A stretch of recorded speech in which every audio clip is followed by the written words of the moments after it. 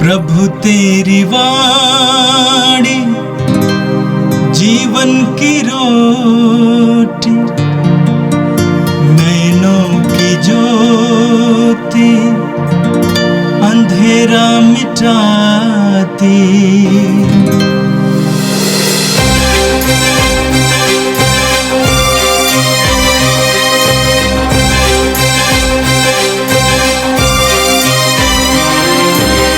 प्रभु तेरी वाणी जीवन की रोटी, नैनों की ज्योति अंधेरा मिटाती।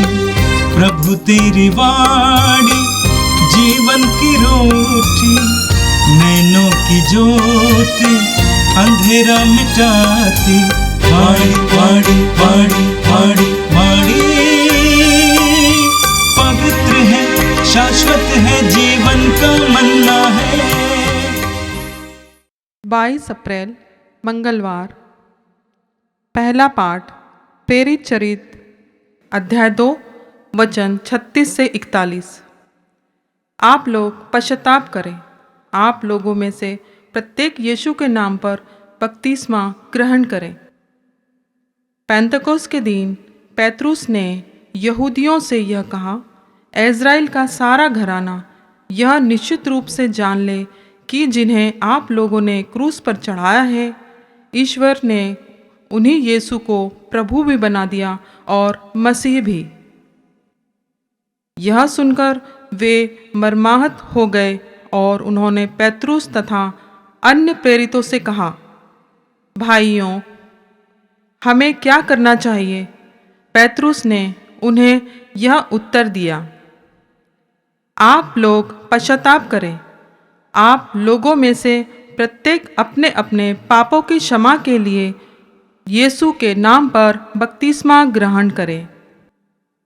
इस प्रकार आप पवित्र आत्मा का वरदान प्राप्त करेंगे, क्योंकि वह प्रतिज्ञा आपके लिए तथा आपके संतान के लिए है और उन सबों के लिए जो अभी दूर हैं और जिन्हें हमारा प्रभु ईश्वर बुलाने वाला है। पेत्रुस ने और बहुत सी बातों द्वारा साक्ष्य दिया और यह कहकर उन्हें उपदेश दिया कि आप लोग अपने को इस विधर्मी पीढ़ी से बचाए रखें। उन्होंने पेत्रुस की बातें मानकर बपतिस्मा ग्रहण किया।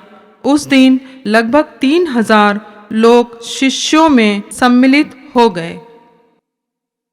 यह प्रभु की वाणी है। संत यूहन के अनुसार पवित्र सुसमाचार अध्याय 20 वाक्य संख्या 11 से लेकर 18 तक। मरियम कब्र के पास बाहर रोती रही। उसने रोते रोते झुककर कब्र के भीतर दृष्टि डाली और जहां यीशु का शव रखा हुआ था, वहां उजले वस्त्र पहने 2 स्वर्गदूतों को बैठा हुआ देखा, एक को सिरहाने और दूसरे को पैताने। दूतों ने उससे कहा, भद्रे, आप क्यों रोती हैं? उसने उत्तर दिया, वे मेरे प्रभु को उठा ले गए और मैं नहीं जानती कि उन्होंने उनको कहाँ रखा है। वह यह कहकर मुड़ी और उसने यीशु को वहां खड़ा देखा, किंतु उन्हें पहचान नहीं सकी। यीशु ने उससे कहा, भद्रे, आप क्यों रोती हैं? किसे ढूंढती हैं? मरियम ने उन्हें मालिक समझकर कहा, महोदय, यदि आप उन्हें उठा ले गए हो तो मुझे बता दीजिए कि आपने उन्हें कहाँ रखा है और मैं उन्हें ले जाऊंगी। इस पर यीशु ने उससे कहा, मरियम। उसने मुड़कर इब्रानी में उनसे कहा, रबोनी, अर्थात गुरुवर। यीशु ने उससे कहा, चरणों से लिपटी रहकर मुझे मत रोको। मैं अब तक पिता के पास ऊपर नहीं गया हूँ। मेरे भाइयों के पास जाकर उनसे यह कहना कि मैं अपने पिता और तुम्हारे पिता, अपने ईश्वर और तुम्हारे ईश्वर के पास जा रहा हूँ। मरियम मगदलेना ने जाकर शिष्यों से कहा कि मैंने प्रभु को देखा है और उन्होंने मुझे यह संदेश दिया है। यह प्रभु का पवित्र सुसमाचार है। क्रिस्त प्रभु की जय। यीशु में मेरे प्रिय भाई और बहनों, आज का पहला पाठ प्रेरित चरित्र से लिया गया है, जहाँ पर हम लोग पेंतेकोस्त के बाद वाली घटना को पढ़ते हैं। पेंतेकोस्त के बाद शिष्यों को नवजीवन प्राप्त होता है, उन्हें पवित्र आत्मा का वरदान मिलता है और उस वरदान के प्रभाव से जो शिष्य लोग डरे हुए थे, अपने वचन के द्वारा लोगों के सामने अपना साक्ष्य देते हैं, यीशु मसीह के विषय में अपनी बातों को रखते हैं। हम यह देखते हैं कि वचन कितना प्रभावी हो सकता है। वचन के द्वारा पेतरुस न केवल दूसरे लोगों को यीशु के विषय में बताता है, लेकिन हम देखते हैं कि जैसे जैसे लोग वचन को सुनते हैं, उनके जीवन में परिवर्तन आने लगता है, उनके दृष्टिकोण में परिवर्तन आने लगता है, उनके स्वभाव में परिवर्तन आने लगता है। और यही प्रक्रिया वचन के सुनने वाले के जीवन में लागू होती है कि यदि कोई व्यक्ति प्रभु के वचन को सुनता है, वह वचन उसको प्रभावित करता है।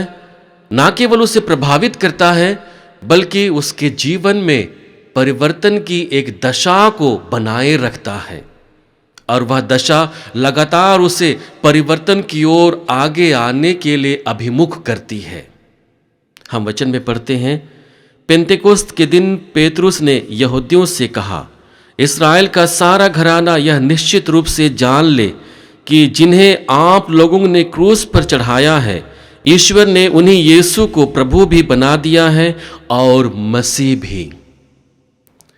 ये एक ऐसा साक्ष्य था जिसे संभवतः पेंतेकोस्त के पहले जो शिष्य थे, वे इसके विषय में कुछ भी नहीं बोल सकते थे।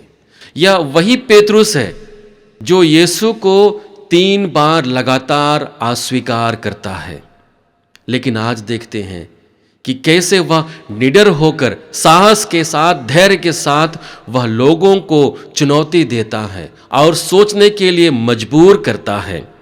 हम इब्रानियों के नाम पत्र अध्याय 4 वाक्य संख्या 12 में पढ़ते हैं, जहाँ पर वचन कहता है, क्योंकि ईश्वर का वचन जीवंत, सशक्त और किसी भी दुधारी तलवार से तेज है। वह हमारी आत्मा के अंतरतम तक पहुंचता है और हमारे मन के भावों तथा विचारों को प्रकट कर देता है। वचन हमारे आत्मा के अंतरतम तक जाता है और वहां पहुंचकर हमारे भावों और विचारों को प्रकट कर देता है। यह वचन के प्रभाव के बारे में कहा जाता है कि इतना सशक्त होता है, इतना दुधारी होता है कि वह अंतरतम तक जाकर हमारे विचारों को, भावों को प्रभावित करता है। और यही वह प्रभाव था जिसे वहाँ के लोगों ने पेतरुस के वचनों के द्वारा पाया। और इसलिए हम कह सकते हैं कि ईश्वर का वचन जीवनदायी होता है, वह प्रभावकारी होता है, वह शक्तिशाली होता है, वह लोगों के जीवन में परिवर्तन लाने वाला होता है। हम नबी यिर्मयाह के ग्रंथ अध्याय 23 वाक्य संख्या 29 में पढ़ते हैं, जहाँ पर वचन कहता है, मेरी वाणी अग्नि जैसी है, वह उस हथौड़े की तरह है जो चट्टान को टुकड़े टुकड़े कर देता है। यहाँ पर नबी यिर्मयाह ईश्वर की वाणी के विषय में कहता है कि वह चट्टान को टुकड़े टुकड़े कर देता है। वह उस बलशाली हथौड़े के सदृश है जिसके चोट से चट्टान टुकड़े टुकड़े हो जाता है। और वही वाणी पेतरुस के द्वारा यहाँ पर यहूदिया जाति को प्राप्त होती है और उनके जीवन में, उनके हृदय में वही भावना प्रकट होती है।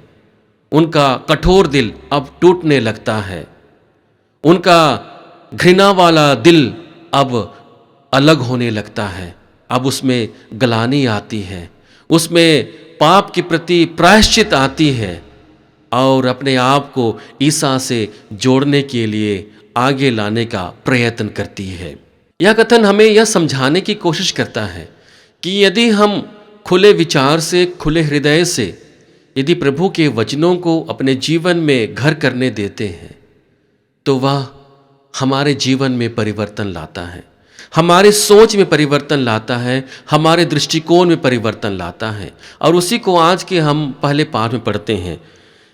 यह सुनकर वे मर्माहत हो गए और उन्होंने पेतरुस तथा अन्य प्रेरितों से कहा, भाइयों, हमें क्या करना चाहिए? पेतरुस ने उन्हें उत्तर दिया, आप लोग पश्चाताप करें। आप लोगों में से प्रत्येक अपने अपने पापों की क्षमा के लिए यीशु मसीह के नाम पर बपतिस्मा ग्रहण करें। जैसे ही पेतरुस की वाणी उनके मन में, उनके हृदय में पड़ती है, उनके जीवन में परिवर्तन होने लगता है और उस परिवर्तन को वे लोग महसूस करते हैं। और उसी को महसूस करते हुए जो परिवर्तन की शक्ति अब उनके जीवन में क्रियाशील थी, उसे शिष्यों के सामने रखते हैं और कहते हैं कि भाइयों, अब हम क्या करें? हमने ईसा मसीह को क्रूस पर चढ़ा दिया, उस पर अत्याचार किया, उसे घोर यातनाएं दी और क्रूस पर उसे मार डाला, लेकिन इन सबको हम स्वीकार करते हैं। अब हमको क्या करना है? तो यहाँ पर पश्चाताप के लिए उन्हें न्योता दिया जाता है। इसलिए दूसरा महत्वपूर्ण बात है, पश्चाताप और समर्पण परिवर्तन की सच्ची अभिव्यक्ति है। यदि किसी व्यक्ति के जीवन में परिवर्तन आता है तो वह पश्चातापी हो जाता है। वह अपने आप के जीवन को ईश्वर के लिए समर्पित करने की योजना बनाता है। हम कुरिन्थियों के नाम संत पौलुस के दूसरे पत्र अध्याय 5 वाक्य संख्या 17 में पढ़ते हैं, जहां पर वचन कहता है, यदि कोई मसीह के साथ एक हो गया है तो वह नई सृष्टि बन गया है, पुरानी बातें समाप्त हो गई है और सब कुछ नया हो गया है।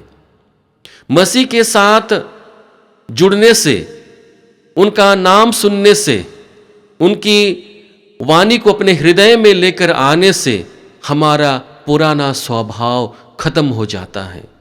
हमारे हृदय में, हमारे मनोभाव में एक नए विचारधारा उत्पन्न होते हैं, एक नए सृष्टि का उद्गम होता है जो हमें नया बनाने के लिए आगे बढ़ाता है। और इसलिए वचन क्या कहता है?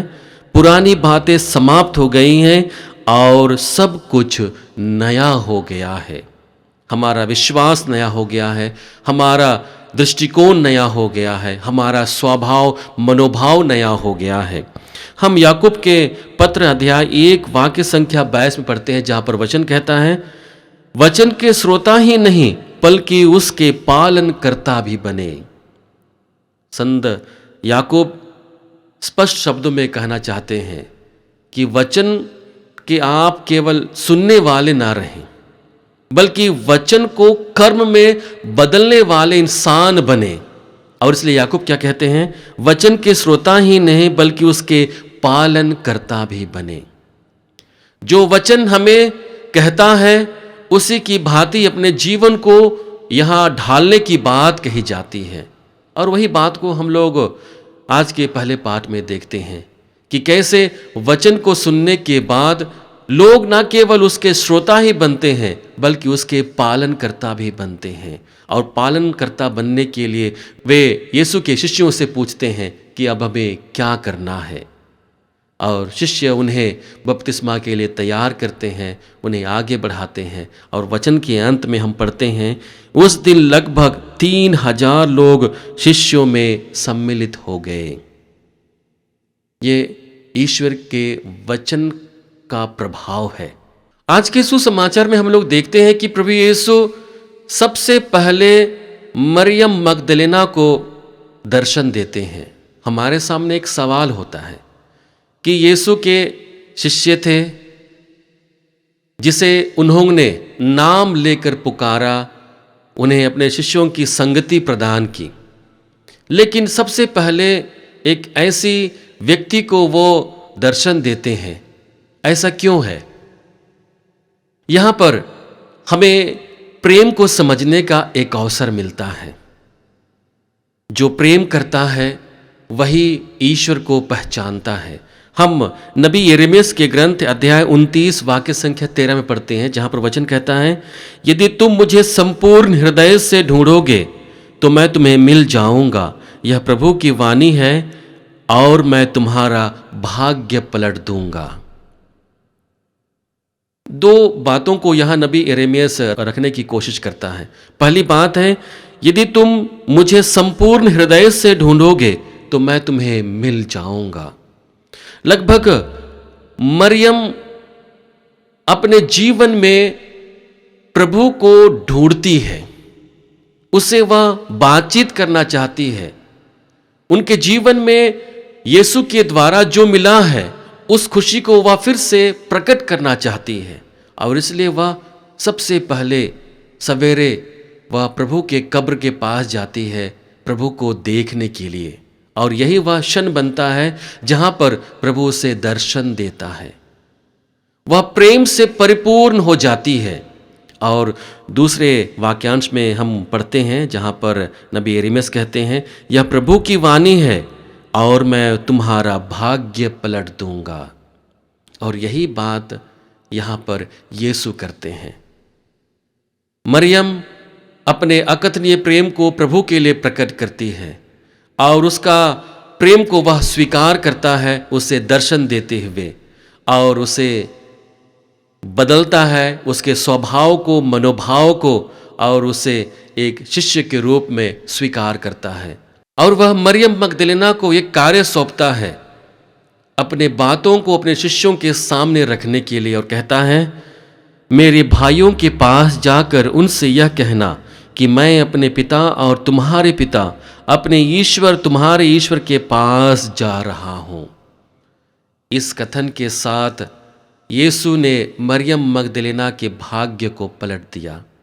अब वह पूरी तरह से प्रभु की शिष्य बन जाती है, उसके मुक्ति विधान को लोगों तक पहुंचाने का एक माध्यम बन जाती है, और यही कार्य हमारे जीवन में संपन्न होता है।